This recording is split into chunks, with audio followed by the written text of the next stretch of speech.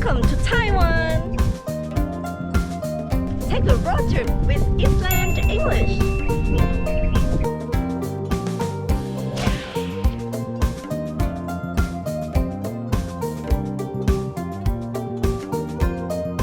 This is Kaohsiung Night Market.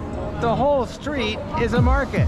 You can see that this one is not closed to traffic. It's basically just the main street of Kaohsiung. And on each side of the street there are many stalls and enough of a sidewalk to walk on without worrying about getting hit by a car.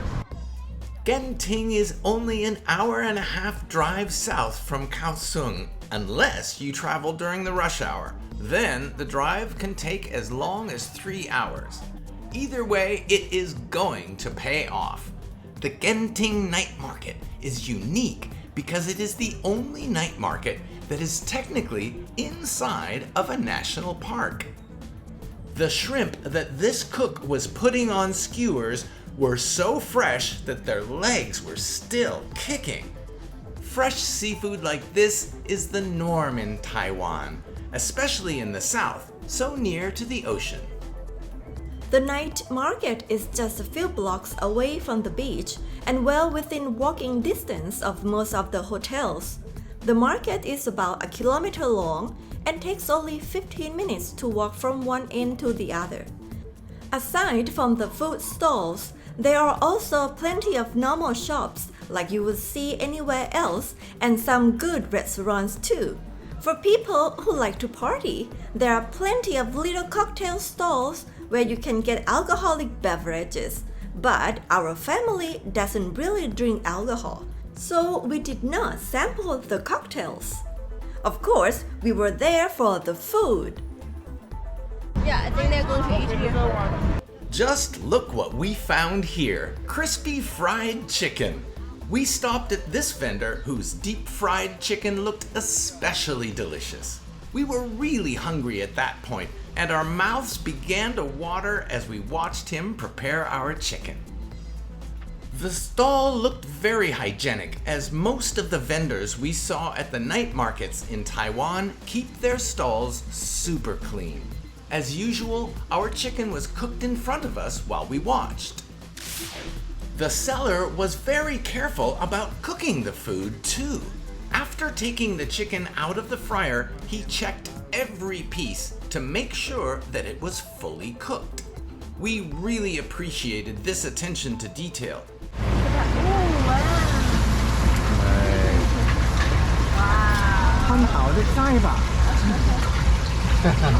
Thank you.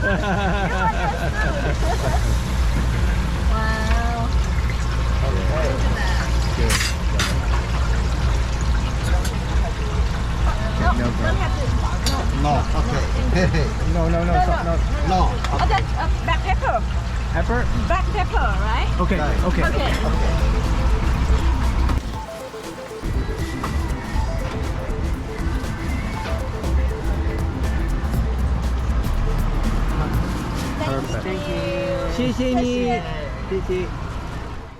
We were most interested in trying the famous Kaohsiung crispy soup dumplings. We finally found them at the last stall we stopped at before going back to our hotel. Oh, okay. Garlic or so spicy? Garlic. Garlic. Okay. Yeah. Wow, look at that. Okay, so 80, right? Looks good, huh? Yes. I cannot wait to eat it anymore. We've just gotten back from the night market in Kaohsiung and bought some more of these delicious dumplings. The first box was devoured very quickly by our family, so we bought a second box so that we could show you what's up. These dumplings are first steamed and then fried.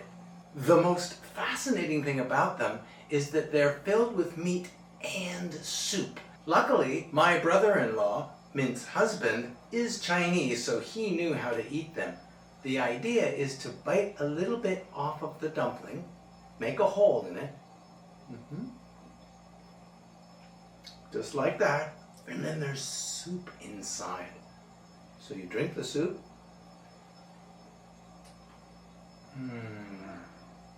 Delicious pork broth, and inside there's meat. Highly recommend this. It's my favorite dumpling ever.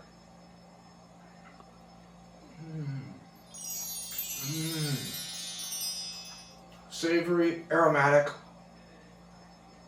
a little bit of garlic, chopped spring onions, and delicious fresh pork. I'm gonna eat another one before Yuta gets to them. The soup bursts into your mouth, but you have to be careful. When we tried to eat them on the street, it was still super hot, so 3 of us burned our mouths.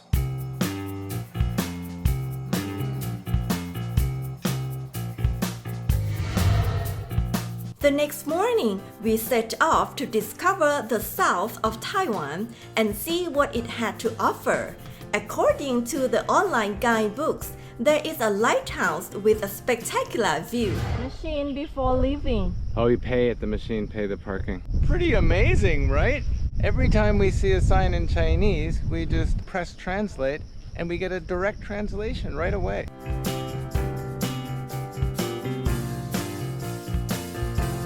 Weather radar. This is the Kenting Weather Radar Station. That big sphere that looks like a green football is weather radar. We could not actually approach the lighthouse to shoot it up close. There was a fence all around it, and the gate had a sign on it, clearly stating that we were not allowed to enter. We had to be content to just look at it from a distance. Accordingly, we gave up on trying to get close to the lighthouse and tried to find the viewpoint at the southernmost tip of the island.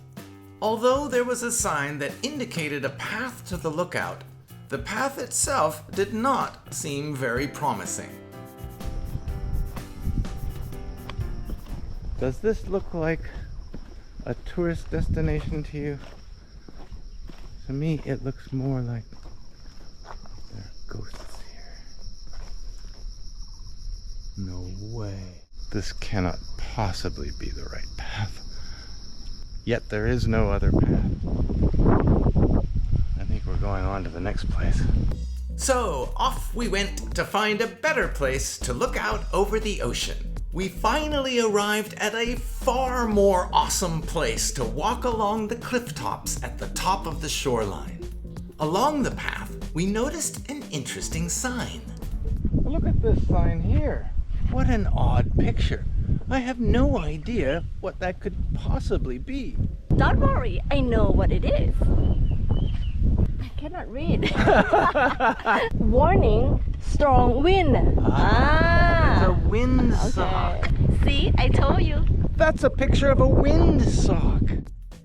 Much like at most places we stopped, there was a sign warning tourists about the natural dangers and rules for the area.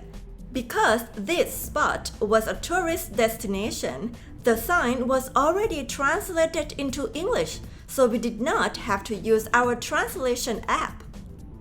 This is the southernmost tip of Taiwan. Way down here in the south, there are far fewer people, more national parks, and less traffic.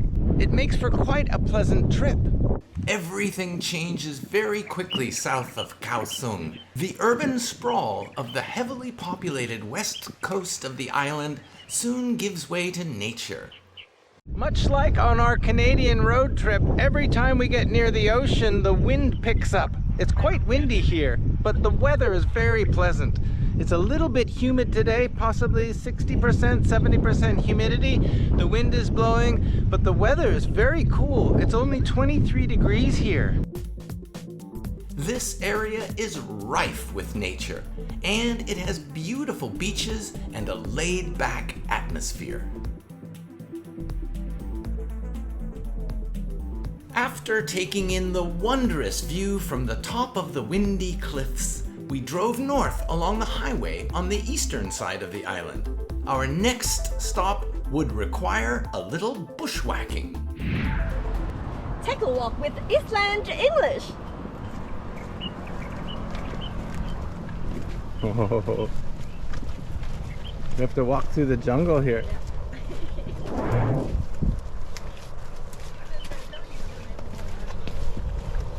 Mind your step. Yeah. Wow.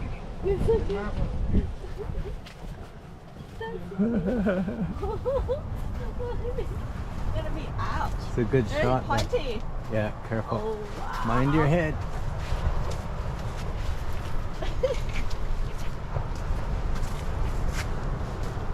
Watch out, every step. Oh, good.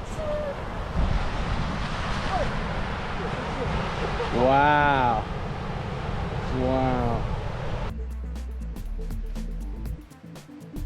Clearly, the effort was worth it as we emerged from the jungle onto a picturesque white sand beach with plenty of potential for people who like to take pictures and a lovely, cool breeze that invigorates the soul.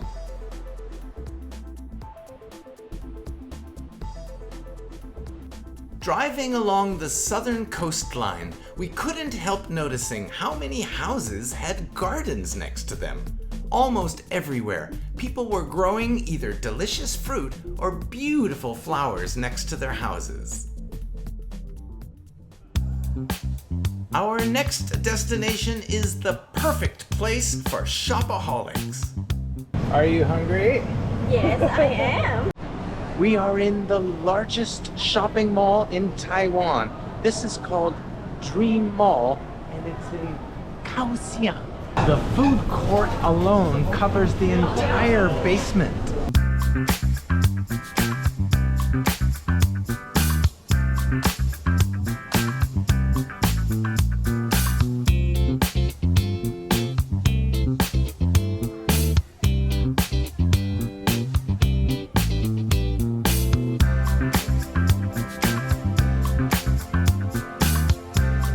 It goes on and on and on.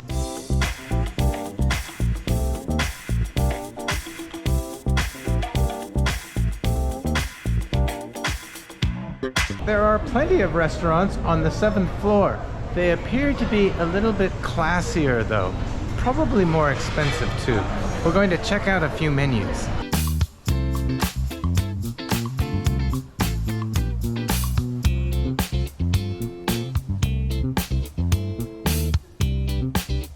Just as in the night markets, DreammAll had a vast area for gaming. But once again, the style of the games were retro, with most of them offering prizes of stuffed plush toys if you win.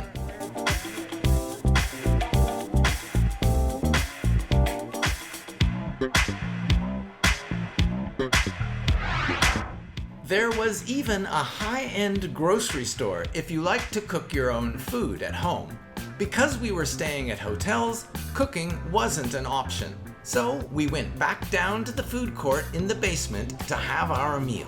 We've just ordered from a food stall here. We're getting some beef noodle soup, and they gave us this. I didn't know what it was until I heard another one of these things buzzing on the table. Apparently, they're remote controlled or radio controlled, and they buzz when your order is ready. So let's put it on the table and see if we can catch it when it buzzes. This was a self-serve restaurant like all of the others in the food court. We are still waiting for our food. When the buzzer goes, you have to go and pick up your food and bring it back to the table yourself. Finally! I had to be extremely careful because the bowls of noodle soup that we got were very full. The serving sizes are so big in Taiwan. Again, it's still too hot. I cannot eat it right away. It looks good, and it smells good.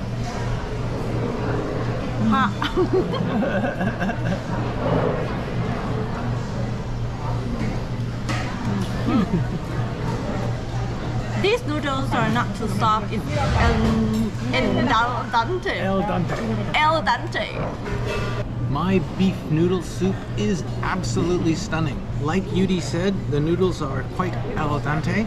They're also thick and chewy, which I really like. Got big chunks of beef. Not bad at all. Also, as a side dish, I got something I've never had before. There's sesame in it, little black sesame seeds. Not too sour, not too sweet. This salad is made from burdock root and is a common side dish here. This is my side dish. Pak choy. And the sauce, I'm not so sure. Looks like it's peanut sauce. What do you think? Pork. Pork. It is sweet sauce. It is sweet. Yeah, and I think I taste some beans as well.